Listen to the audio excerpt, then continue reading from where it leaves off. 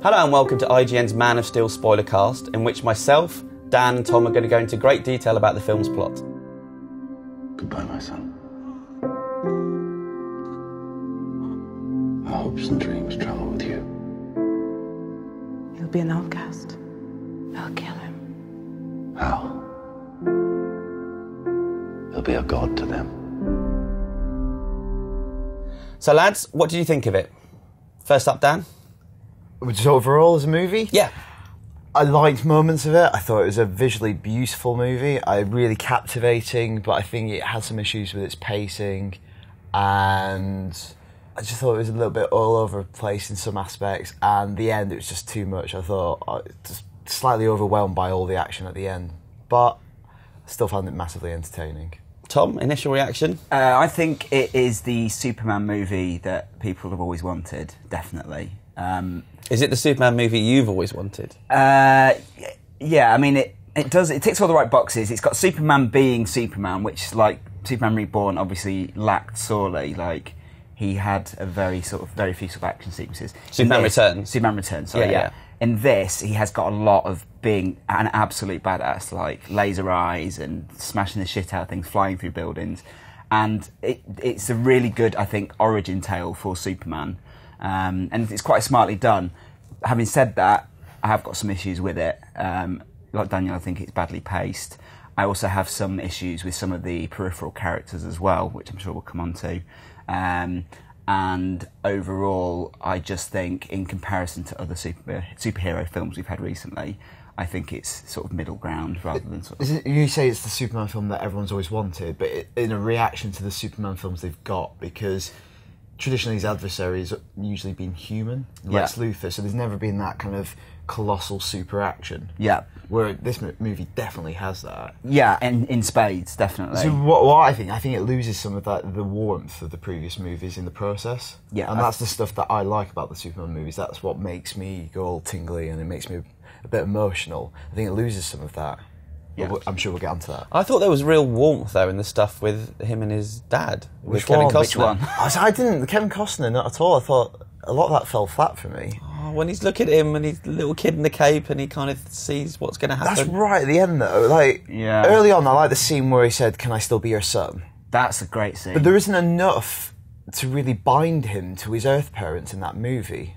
I get because it goes from that scene to him being a surly teenager going, "Oh, you're not even my real parents," like very stereotypically, "You're not even my real dad," and then he dies.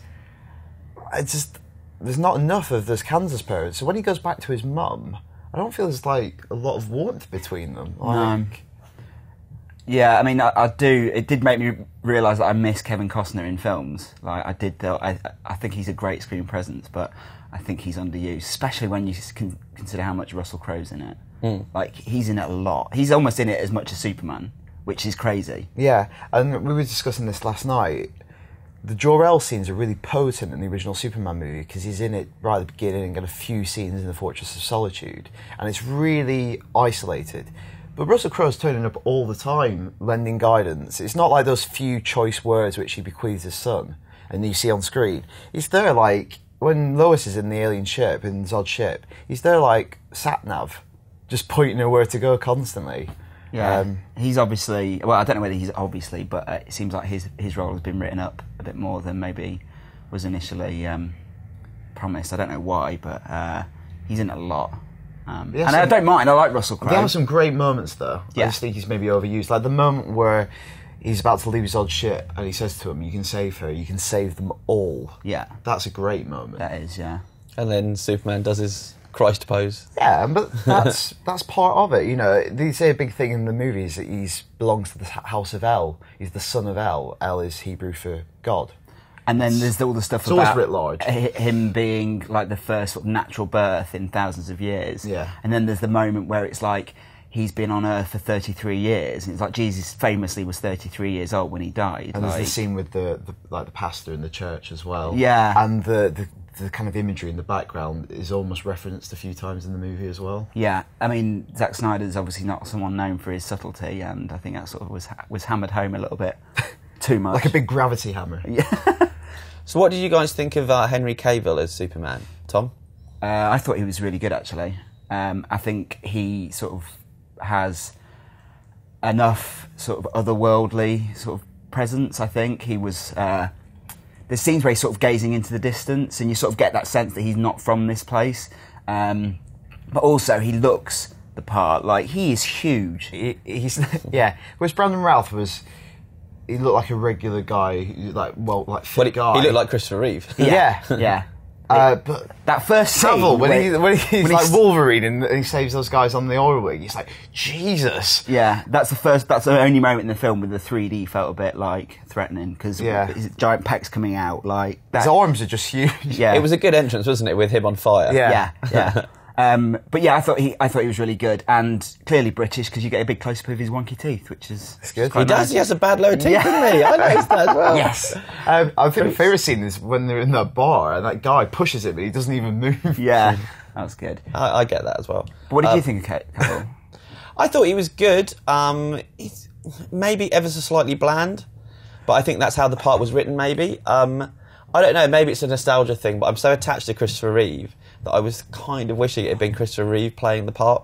The thing is, I think you can get away to a degree with Superman being kind of bland and, pure. Yeah, sure. But we felt it suffered because the characters around him, the supporting characters, don't make up for that. They don't compensate with humour There's bits where you see sort of Cavill sort of smirking, like when he's having that little interview with Lois Lane, and I thought that was really nice. And you can see he's sort of like enjoying himself. And there just wasn't enough of that. It was all him being stoic and troubled, and I mean, I guess that's the Batman, the Christopher Nolan influence, right? Like the brooding superhero. I suppose he's been going on this, like, he's been wandering and he's like only just found himself, so he's growing into that kind of peace with himself. Yeah. So let's talk about the early parts of the film, which is all set on Krypton. There's a good half hour, I suppose, set on the planet.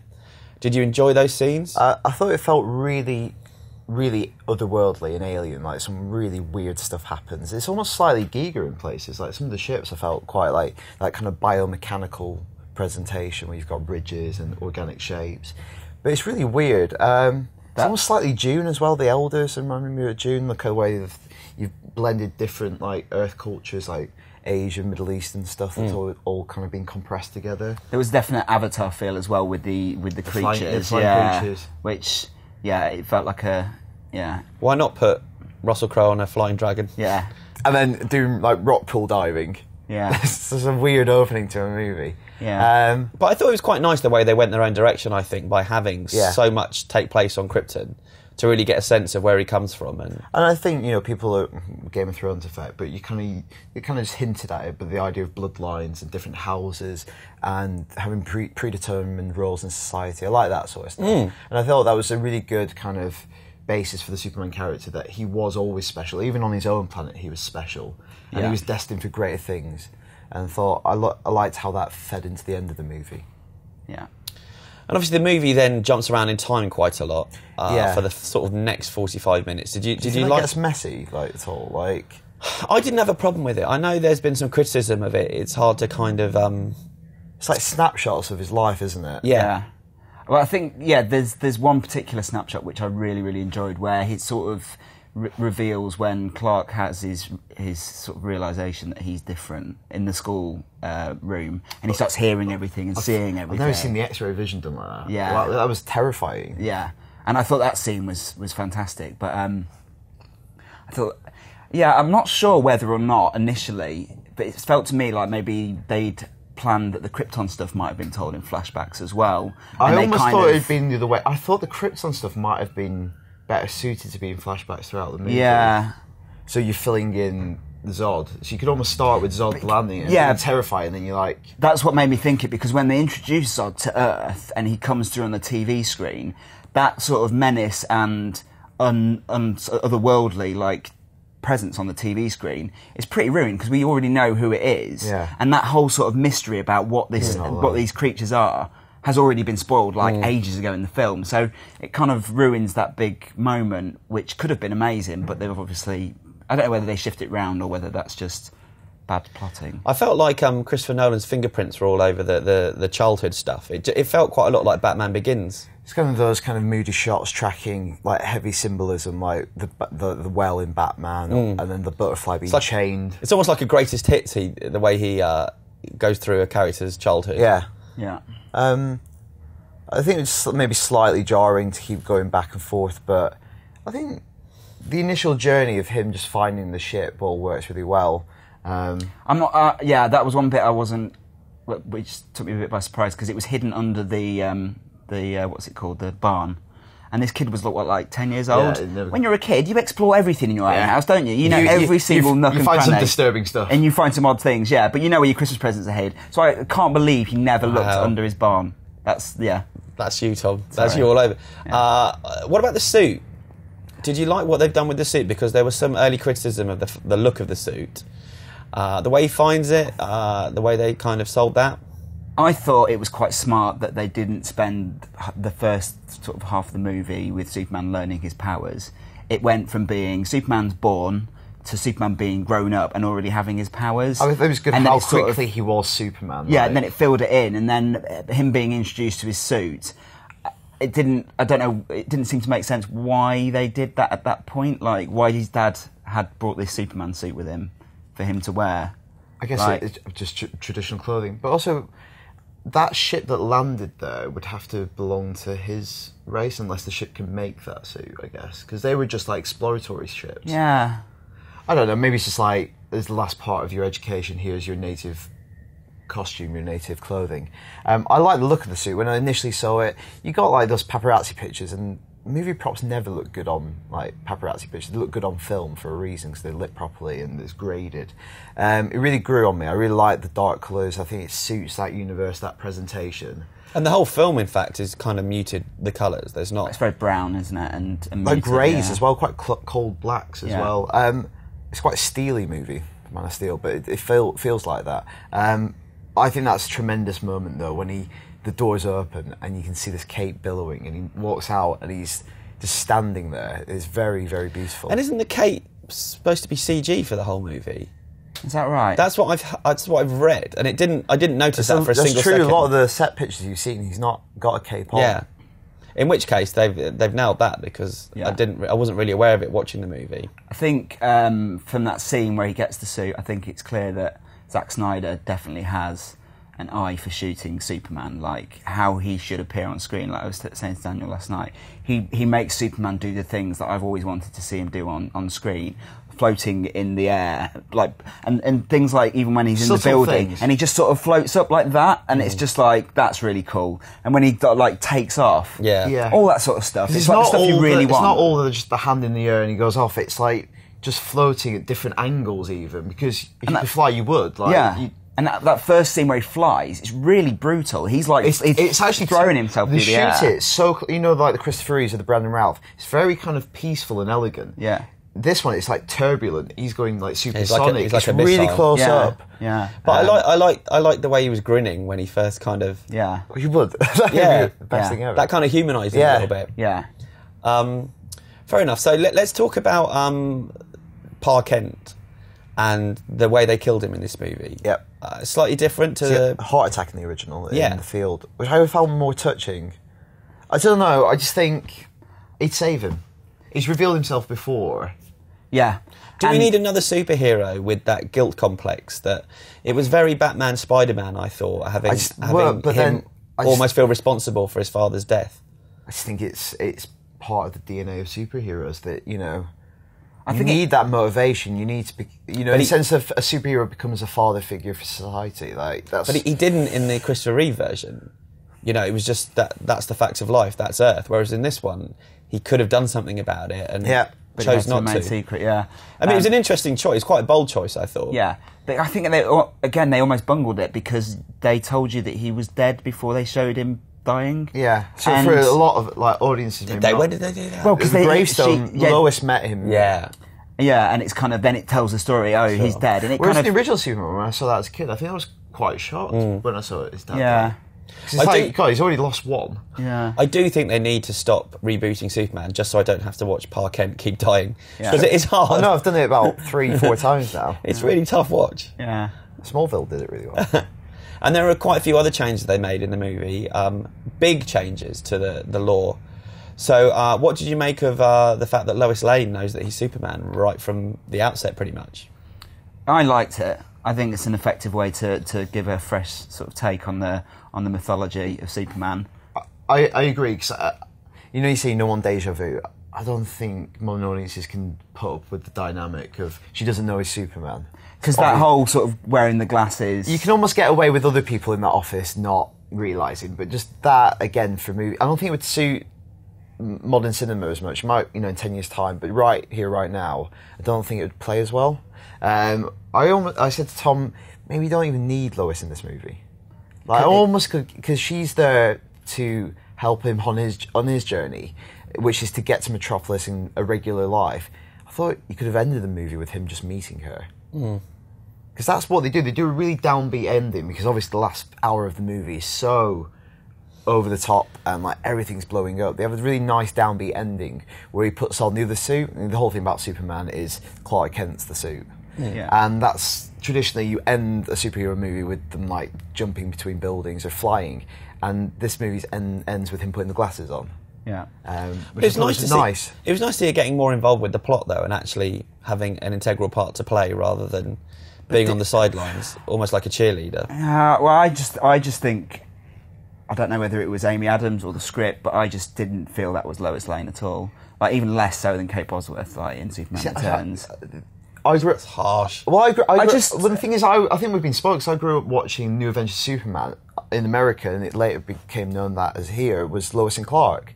Lois is the main character in that show. Yeah. Superman's almost her sidekick, because she is so ballsy. And she's smart, she's wisecracking, and she has loads of hard, action. Yeah, she's like a hard drinker and all this sort of stuff. And I just got that Lois Lane in this could have just been anyone. She could have been anyone. And I just did not get the sense that she was Lois in this.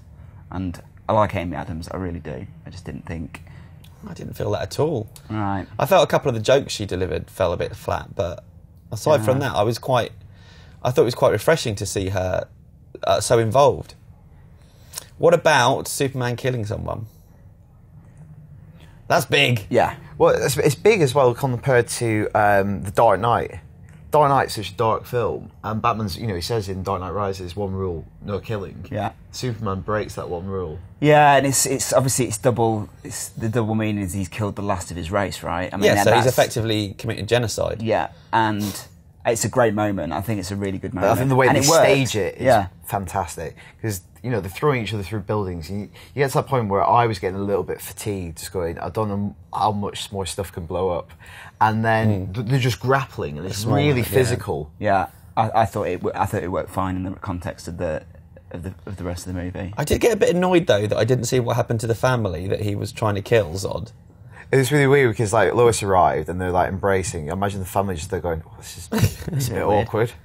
Did Zod catch one of them? I don't know, like with his eyes. He actually got more close, didn't it? It felt like he snapped his neck and it went right through them. Should have done it the other way. But what about that finale? Because obviously it was probably lasted for about 45 minutes. And it felt a bit like CG overload to me, and it got a little bit repetitive at some points, in my opinion. What did you make of? I thought there were great moments within all of it, like when he spun him around and he went crashing through like a succession of buildings. That was amazing, but there was just so much of it. It felt like after the bit where all they were in that field and it was just dust like all around them. Ground, yeah, that almost felt like that was the end. And then there was just the extra bit with Zod stripping his suit off. And I think it could have been a natural ending at that point, but they added that extra, well, there was the extra bit after that. But I think one thing that they really did, that actually Zack Snyder nailed, was that sort of physical, battle between the Krypton... It had a very distinctive style, I thought, the way they were punching each other. Yeah. Because at points, because it was so fast, straight up brawling, almost looked like Kung Fu. They were doing it that quickly. Yeah.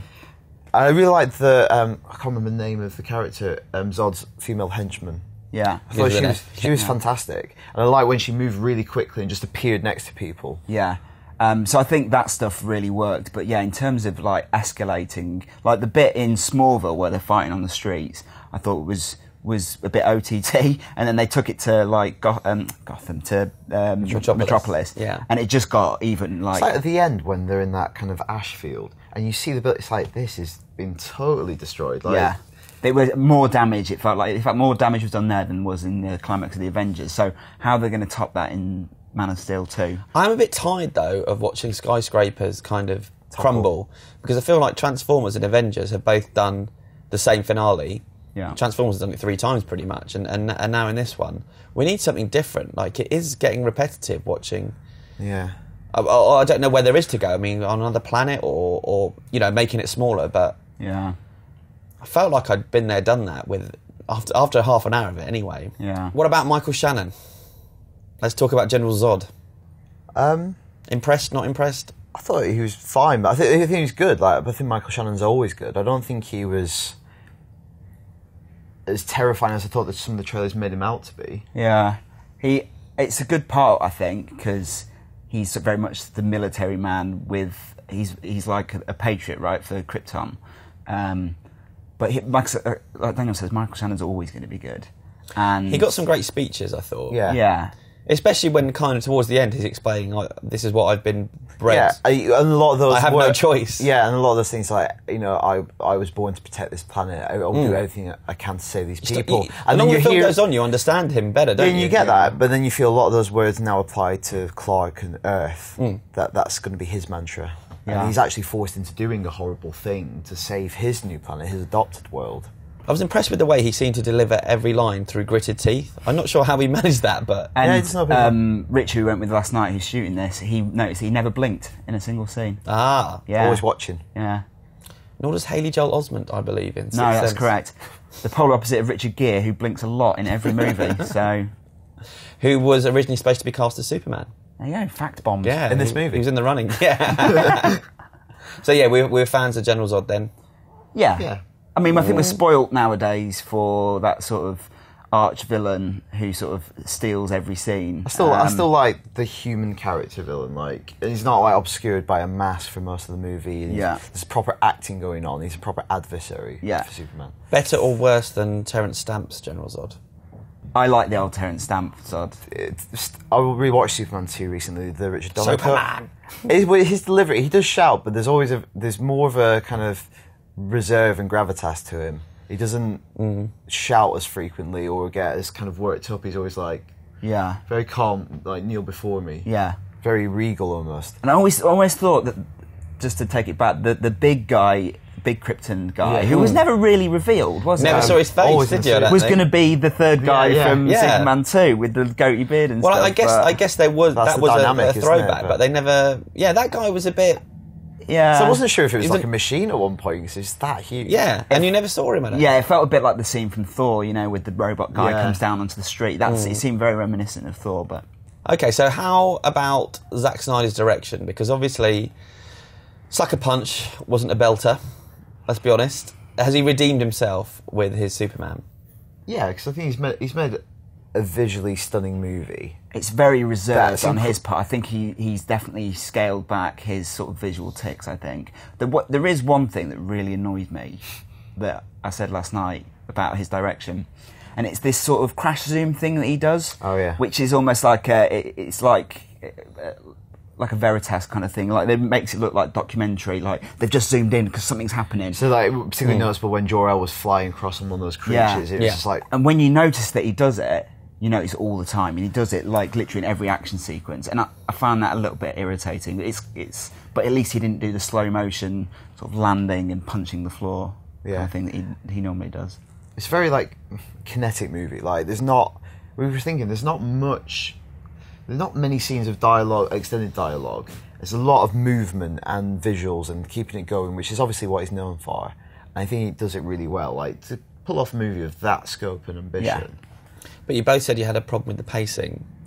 That's so in what that's respect? more sort of storytelling critique, I would say, which is probably what he gets pulled up for more. Yeah. Everyone would say he's a great visual stylist. Yeah, definitely, yeah. But it's more just the structuring of the movie that I think it was a bit back and forth, I think. Yeah, it could have been a bit more streamlined, I think, in terms of getting everything in. But I think he's delivered the film that fans want, which I think Zack Snyder knows how to do, I think.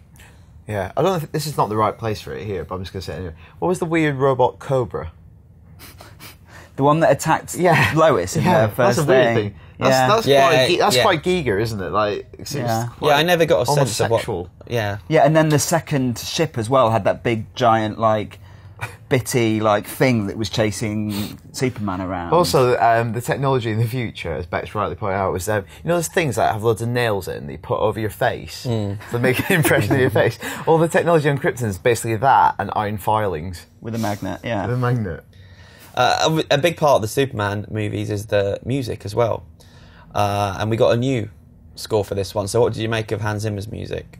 Can't remember it, to be honest. No. Yeah. I enjoyed it while it was complementing the film, and I remember like a lot of drums and being stirring, but I couldn't hum it for you. No. That's not the definition of a good tune, but I can't recall it. There's 2 or 3 really nice pieces of music on the soundtrack, but what's happened to superhero themes? Why have they disappeared? The best theme I've heard recently is the Star Trek one, the Michael Giacchino's Star Trek one. Yeah, Enterprising Young Men. Yeah, but it's memorable. I can hum it for you like any time. Well, can you not doing it now? But I think that is the kind of theme that this movie deserved, and it didn't really have that. It was all very sort of mood and ambient, and it was quite varied actually, because there's some bits where it was choral. And then there's like just a violin piece as well. It was quite varied, almost kind of slightly world music, I thought. Yeah. There's that scene where he's first flying, he's flying all over the world through like the Serengeti Plains, the Grand Canyon, and it does feel quite like world music. Yeah. So obviously Christopher Nolan was involved in this, he came up with the story and produced the movie. How do you think this one compares with the Dark Knight movies? And written by David S. Goyer, who did a lot of the screenplays for the Batman movies. I think it's tonally, even though Superman is so alien, obviously, and otherworldly, I could see them dovetailing. I think they're slightly, more consistent. They aren't worlds apart. Yeah, I don't think it would be too much of a shock to imagine them as in the same universe. Although they have both come out and said they're not in the same universe, which is a shame. But I think I don't think it's the sort of triumph that Batman Begins was in that sort of totally unexpected way. It feels like it was more sort of by the numbers. It's interesting because Batman came out as a huge success. Green Lantern came out not. The tone of that was much more like a Marvel movie, like lighter, funnier, sexier. This has come out and it's almost like DC have gone, well, if we're going to do all these movies, we're going to pursue a similar route to the Avengers model. We need to mark out our own niche, and serious has served as well. Let's do it with Superman. But the risk of it is it's just a bit po-faced. And with Marvel, you always have a great time at those movies, even if they're not the strongest. You're going to get entertainment for your money. And if they're going to have to rack up like 3 or 4 more of these very, very serious 2.5-hour movies, yeah, I almost like that's a lot of weight to carry into a collaborative movie. And when you think about the other characters you've got to chuck in there as well, you've got Wonder Woman, Green Lantern. You see the Flash. Flash, yeah, Martian Manhunter. These are all like tricky characters to do dark with, right? Yeah. And also because with the Avengers, because it is quite, in some ways, very irreverent and breezy, it doesn't matter that they don't get screen time. You feel like these characters are so kind of ponderous. They all need their own half an hour to think it over. And I know Christian Bale has sort of hung up his cape. Would you like to see Christian Bale and Henry Cavill in a Batman Superman? I actually would together? think they'd be really good against each other. I think they'd be able to recapture that dynamic between Batman and Superman in the comics. Directed by Nolan. I can just Terrence imagine. Malick. I can just imagine Bale shouting at him, going, "Good for you! You've got powers." La-di-da-di-da. Yeah. So where would you like to see the story go from here? Because obviously we finished on him actually being Clark Kent, which it was a nice way to end the movie. And that line she says, "Welcome to the planet," that was pretty good. That was really They good. must have been really happy in the writers' room when they came up with that. Yeah.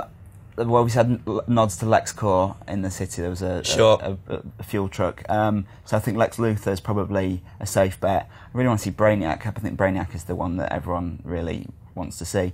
But I've got a feeling they're going to do like something like the Death of Superman.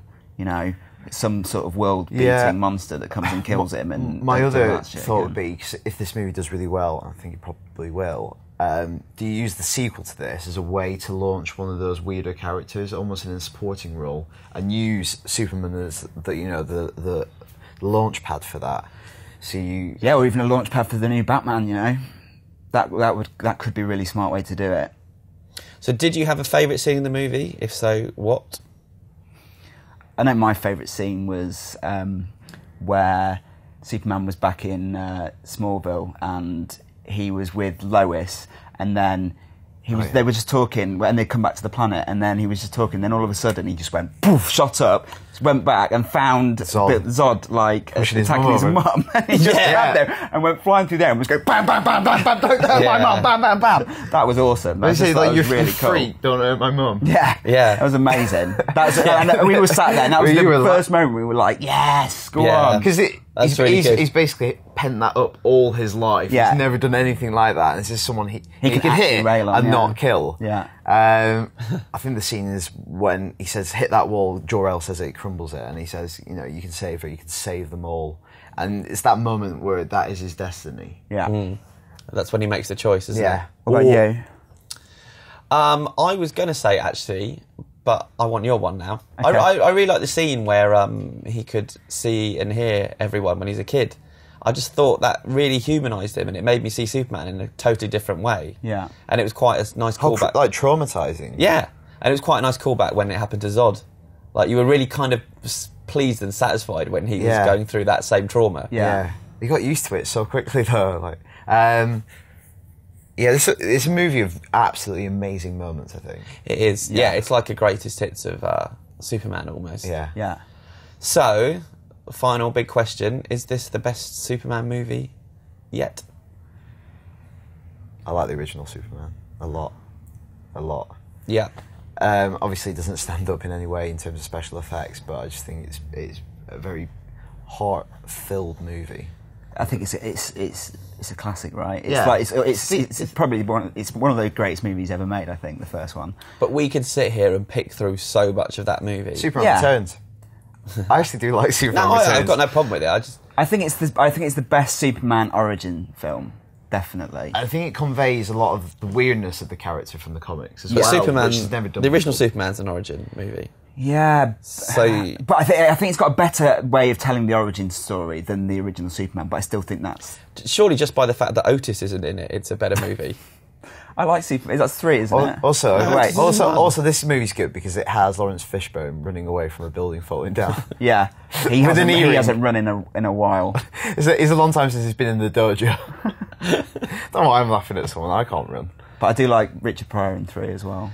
Okay, we're going down an alley I don't want to go. I like the leather cape in Superman Returns.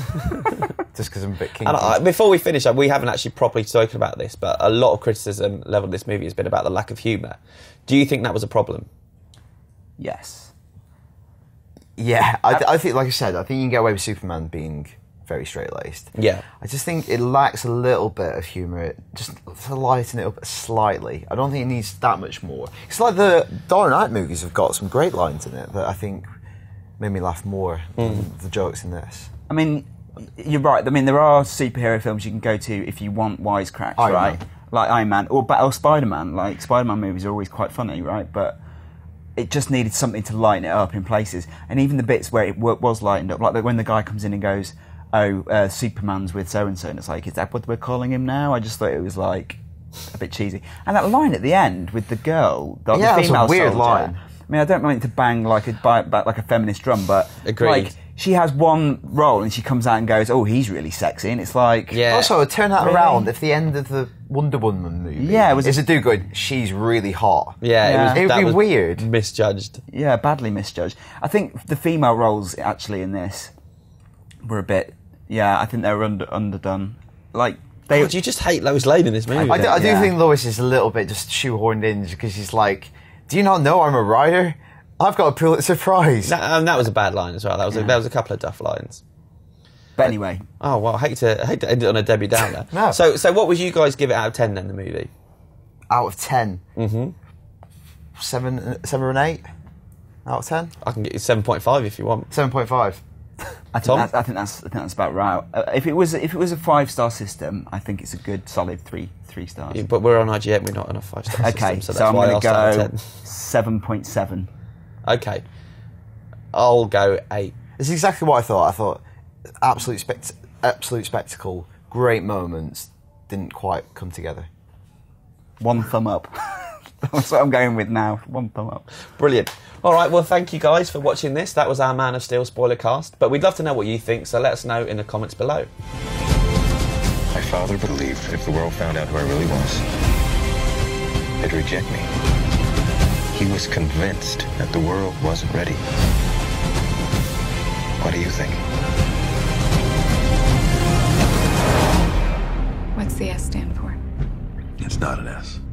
On my world, it means hope. Well, here it's an S. How about... Excuse me.